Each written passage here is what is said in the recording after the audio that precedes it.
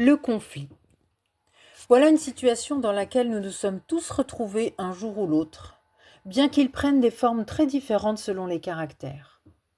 L'un explosera à la moindre anicroche, l'autre ruinera interminablement l'altercation qui a surgi, ou même le désaccord furtif qu'il est le seul à avoir perçu. Ainsi, le conflit est l'expression plus ou moins vive d'un désaccord, d'une bataille entre deux perceptions, entre deux visions. Par exemple, voici mon analyse sur la gestion d'une situation avec tel ou tel argument, telle vision à long terme. Mais en face, l'interlocuteur a lui aussi un argumentaire solide et étayé. Ce pourrait être un constat, tout simplement, mais cela devient un blocage. Pourquoi ? À ce moment précis, tout se bloque en effet en nous, tout se cristallise sur ce point. Et non pas, comme on pourrait le croire, parce que ce point est une valeur importante, mais souvent parce que ce point, cette opinion, cette pensée est identitaire. J'y tiens parce qu'à ce moment-là, je suis mon opinion, je suis cette conviction. Cette pensée, c'est moi, et si on la conteste, on me conteste moi. En effet, si je n'étais pas à ce point identifié à cette idée, je pourrais constater le désaccord, qui en lui-même est l'expression de deux opinions ou de deux valeurs, et le voir comme un fait, un élément de réflexion prochaine ou d'analyse objective.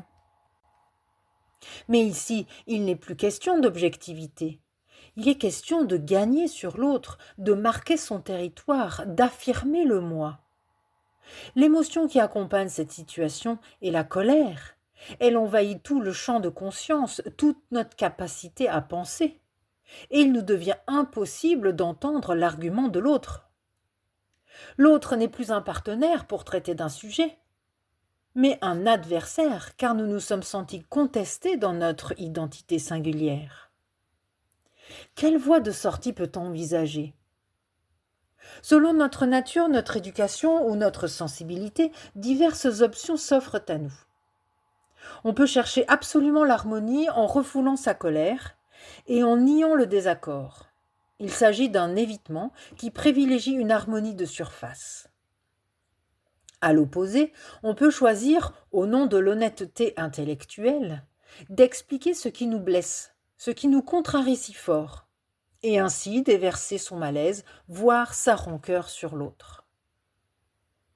Une autre stratégie est de pousser d'autres personnes à contester à notre place l'idée adverse pour parvenir à nos fins et discréditer l'autre, pour miner son influence. Mais nous percevons bien que toutes ces voies de sortie ne font pas l'unanimité, qu'elles ne sont pas des solutions pérennes, que même si on tente d'aller vers une résolution, il réside encore un rapport dominant-dominé, quelle qu'en soit la forme. Alors si on ne choisit ni la fuite, ni la fausse harmonie, ni l'accusation, ni la manipulation, quelle serait l'autre option ? Cette autre option ne peut s'envisager que dans un deuxième temps, hors de l'ardeur du conflit, quand on se retrouve seul avec soi-même. La plupart du temps, le conflit reste présent à l'intérieur de nous. Nos pensées, nos réflexions se déploient dans un dialogue intérieur qui rejoue la scène, qui lance des arguments souvent accusateurs. Le positionnement qui nous vient est souvent « je dois me faire respecter », « je dois m'affirmer », « je dois défendre mes valeurs ». Ici, c'est la personnalité qui parle, qui revendique d'être reconnue dans sa spécificité, qui veut être spéciale. Et pour cela, elle veut tout le terrain.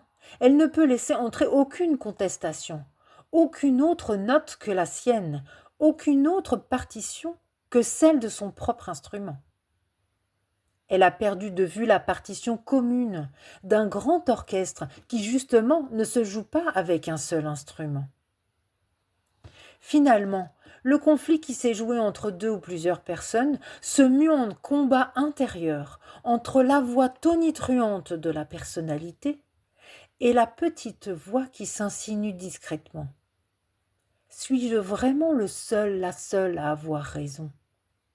Dois-je vraiment prendre toute cette place ? Bon, on peut répondre oui, fermer le dossier et camper sur ses positions. et on aura perdu une occasion de s'ouvrir au concert qui se joue ensemble. Une autre occasion se présentera. On peut choisir de regarder cet épisode, cette émotion, depuis un autre point, depuis surtout une autre identité, celle de l'âme en soi. Mais quelle est cette identité nouvelle ? Quand, avec un peu de recul, on parvient à calmer le feu de la colère et l'envie farouche d'avoir raison, il devient possible d'ouvrir notre conscience à une réalité plus large. Nous avons expérimenté la douleur et la solitude, c'est-à-dire les limites de l'attitude tournée uniquement sur ce que nous pensons, sur ce que nous vivons du monde et dans le monde, uniquement tournée sur ce que nous voulons personnellement et que nous défendons avec ardeur. Nous pouvons alors tendre l'oreille vers cette petite voix en nous qui dit que nous ne sommes pas uniquement ces émotions qui nous traversent, ni uniquement ces pensées brûlantes. Nous sentons que ce qui se voit de nous, ce n'est pas l'entièreté de qui nous sommes. Nous pouvons nous ouvrir à une réalité plus grande que le seul monde où les individus isolés sont dans une attente interminable de reconnaissance. Comme dans un orchestre où chaque instrument, tout en jouant sa partition, participe à faire advenir l'œuvre commune. Ainsi, nous sommes un avec d'autres au service d'une grande conscience en évolution. Et même, nous sommes cette conscience, une part de celle-ci. C'est cette identité nouvelle qui pointe en nous. Cela seul a le pouvoir de remettre tout désaccord à sa juste place, à savoir la recherche d'accords des instruments de l'orchestre, dans une écoute co-créatrice, pour un but commun.